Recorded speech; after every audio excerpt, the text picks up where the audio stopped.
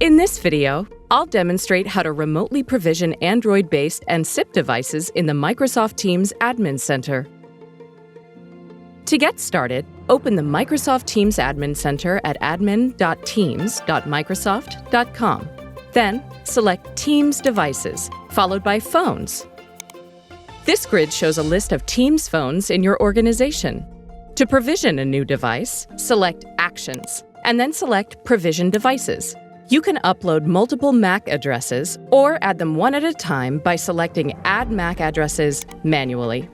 The technician can usually provide the address. If that person is you, look for it on the box or the back of the device. In Location, type the device's location to help technicians find it later. In this case, the phone is in Seattle. When done, select Save to add the device. Now you must activate it. To do that, select Generate Verification Code. Share the code with the technician installing the device. After they use it to provision the phone, it appears on the Waiting for Sign-In page. Remote provisioning doesn't support personal accounts, so you'll need a resource account to sign in.